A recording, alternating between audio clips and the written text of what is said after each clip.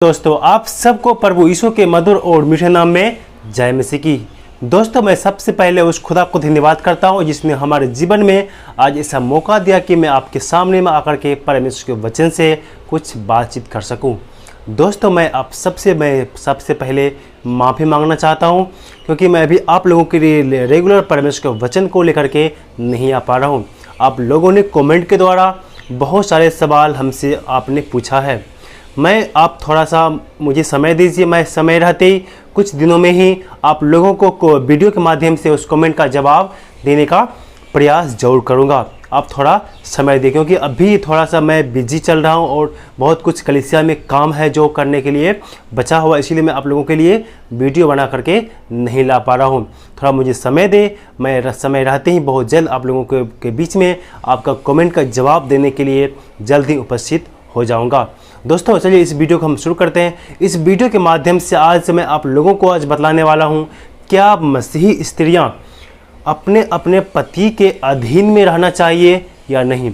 दोस्तों, हमारे कलीसिया में बहुत सारे माताएं बहनें ऐसे होते हैं जो प्रभु को मानती है, प्रभु में विश्वास करती है, लेकिन उसका पति प्रभु को विश्वास नहीं करता है।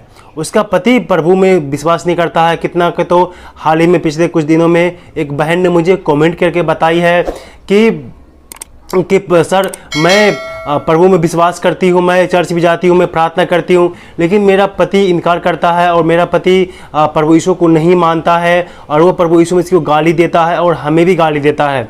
तो हमें किस प्रकार से उनके साथ में व्यवहार करना चाहिए।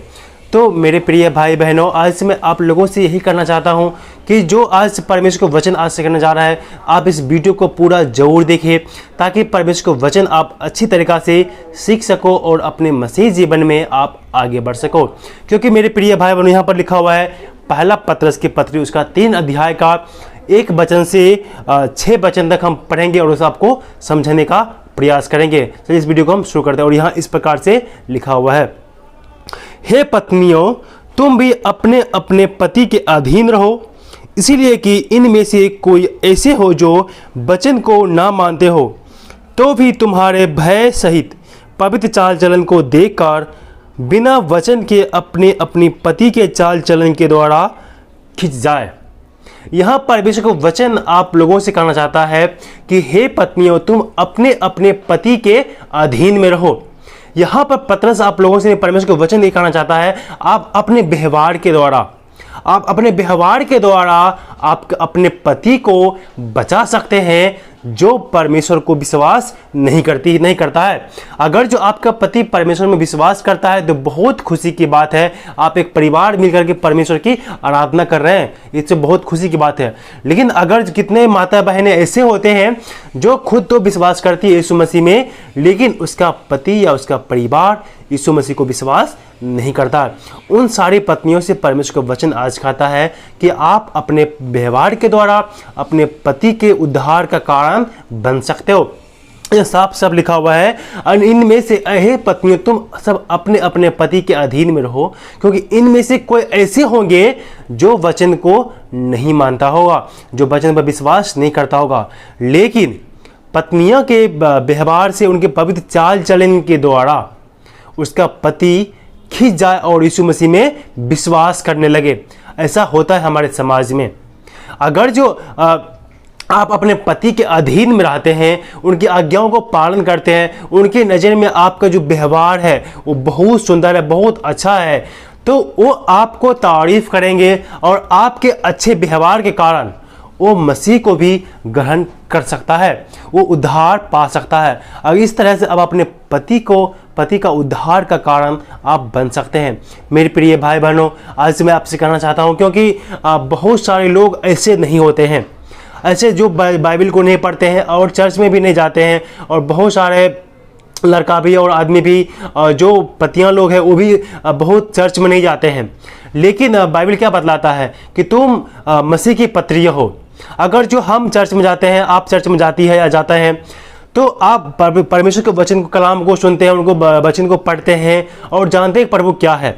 अगर जो आपका व्यवहार, आपका अच्छा व्यवहार आपके पति के खिलाफ, आपके घर में अच्छा व्यवहार करते हैं, तो आपके अच्छे व्यवहार के द्वारा जो आपका पति चर्च में नहीं जाता है, यीशु मसीह को भला बुरा बोलता है, तो आपके अच्छे आचरण के द्वारा वो विश्वास में आ सकता है, उसका उद्धार हो सकता है। लेकिन अगर जो आप ऐसा नहीं करते हैं, अगर जो आपसे झगड़ा करते हैं और आप भी उनसे झगड़ा करते हैं, तो आप में और उसमें क्या अंतर हो जाएगा। आप तो मसीह के प्रेम को जानते हैं, आप मसीह को जानते हैं, लेकिन आपका पति मसीह को नहीं जानता है। तो अगर वो आपको गाली देता है, झगड़ा करता है, शराब पीता है, बदले में आप भी उनको झगड़ा करते हैं, गाली देते हैं, तो आप में और उसमें क्या अंतर है? कोई अंतर नहीं होगा। वो तो कहेगा ना, तुम तो चर्च जाती है, तुम तो प्रार्थना करती है, तुम भी गाली दे हमको, हम तुमसे झगड़ा करते हैं तो तुम भी हमसे झगड़ा करती है। तो ऐसा हमें नहीं करना है। उनके गाली के जवाब में हमें आपको गाली नहीं देना है। क्या करना है? तो अपने पति के अधीन यानी पवित्र चाल चलन रखना है, अच्छे व्यवहार रखना है उसके सामने में। उनके लिए आप लगातार प्रार्थना करना है, ताकि आपके अच्छे व्यवहार के कारण, अच्छे आचरण के कारण आपका पति मसीह को विश्वास कर सके और उसका उद्धार हो सके। आगे लिखा हुआ है 3 में, तुम्हारा श्रृंगार दिखावटी ना हो, अर्थात बाल गुथना और सोने के गहने या भांति भांति कपड़े पहनना, वरन तुम्हारा छुपा हुआ और गुप्त मनुष्य नम्रता और मन की दीनता की अविनाशी सजावट से सुसज्जित रहे, क्योंकि परमेश्वर की दृष्टि में इसका मूल्य बड़ा है। कहता है कि तुम्हारा श्रृंगार दिखावटी ना हो, जैसे बाल गुथना, सोने के गहने पहनना, पर तुम्हारा श्रृंगार दिखावटी ना हो और तुम्हारा जो है गुप्त मनुष्यता यानी अविनाशी नम्रता। आत्मिक फल क्या है? प्रेम, आनंद, कृपा, भलाई, संयम, नम्रता, ये सब हमारे अंदर में होना चाहिए। मेरी प्रिय भाई बहनों, इस वचन से आप ये मत समझ जाना कि परमेश्वर का वचन कहता है तुम सोना मत पहनना, तुम बाल मत गोतना। इसका मतलब ये नहीं है, आप गलत टीचिंग में मत चले जाना, क्योंकि इसके लिए मैंने अलग से एक वीडियो बना दिया, वो आप जाकर के देख लीजिएगा। इसका अर्थ ये नहीं कि आप सोना नहीं पहनोगे या बाल नहीं गुथोगे, इसका मतलब नहीं है। परमेश्वर का वचन कहना चाहता है आपसे, इन सब जो आपके जो ऊपरी सजावट है, ऊपर से जो भी आप मेकअप करते हो, सोने के गहने पहनते हो, व बाल गुथते हो, जो आपका ऊपरी सजावट है, इन सब से ज़्यादा मूल्यवान इम्पोर्टेंट जो है वो आत्मिक सुंदरता परमेश्वर की नज़र में ज़्यादा इम्पोर्टेंट है। इन सब से ज़्यादा आपका आत्मिक सुंदरता यानी मन की नम्रता और दीनता और अविनाशी सजावट से सुसज्जित रहे। आपका व्यवहार जो है वो यीशु की तरह पवित्र और कोमल होना चाहिए। इनका मूल्य बड़ा है उस बाहरी सजावट से। इसका मतलब अब ये मत समझ जाना कि हमें सोना नहीं पहनना है, हमें गहने नहीं पहनना है। परमेश्वर का वचन साफ यहाँ पर आपको बता रहा है कि उसका जो सोने के गहने, जो ऊपरी सजावट जो आप मेकअप करते हो ना आप लोग, उसका उससे ज़्यादा मूल्य बड़ा है आत्मिक सुंदरता का, आत्मिक कम सुंदरता का। इसलिए यहाँ पर क्या साफ साफ कहा दिया कि अविनाशी नम्रता और मन की दीनता की अविनाशी सजावट से सुसज्जित रहे, क्योंकि परमेश्वर की दृष्टि में उसका मूल्य बड़ा है। मेरे दोस्तों, मेरे प्रिय बहनों, मैं आपसे आज कहना, अगर जो मान लीजिए आपने अच्छा से सुंदर दिखते हैं, अच्छा से आपने मेकअप कर लिया और बहुत ज़्यादा सोना चांदी के आपने जेवरात पहन लिए हैं, लेकिन आपके अंदर में नम्रता नहीं है, आपके अंदर में कोमलता नहीं है, आपके व्यवहार पवित्र नहीं है, आप गलत बोलते हैं या गाली देते हैं, झगड़ा करते हैं, तो वो सुंदरता आपका किस काम का? वो सुंदरता आपका कोई काम का नहीं है, क्योंकि उस ऊपरी सुंदरता से ज़्यादा आपका दिल का सुंदरता प्रभु चाहता है। प्रभु चाहता है कि आप ऊपरी सजावट पर कम ध्यान दो और आपका जो मन का सजावट है उस पर ज़्यादा ध्यान देने के लिए परमेश्वर का वचन आज आपसे कहता है। अगर जो आपके दिल अच्छा रहेगा, आपके व्यवहार अच्छा रहेगा, कि आपके व्यवहार के द्वारा आपका पति आप प्रभु में आ जाएगा, आपका पति का उद्धार हो जाएगा। जो पति विश्वास नहीं करता उसका उद्धार का कारण आप बन सकते हैं, अगर जो आपका व्यवहार, आपका आचरण उसके नज़र में पवित्र रहे तो। यहाँ आगे लिखते हैं, पूर्व काल में पवित्र स्त्रियां जो परमेश्वर पर आशा रखती थी, अपने आप को इसी रीति से संवारती और अपने अपने पति के अधीन रहती थी, जिसे सारा अब्राहम की आज्ञा मानती और अपने पति को स्वामी कहती थी। इस प्रकार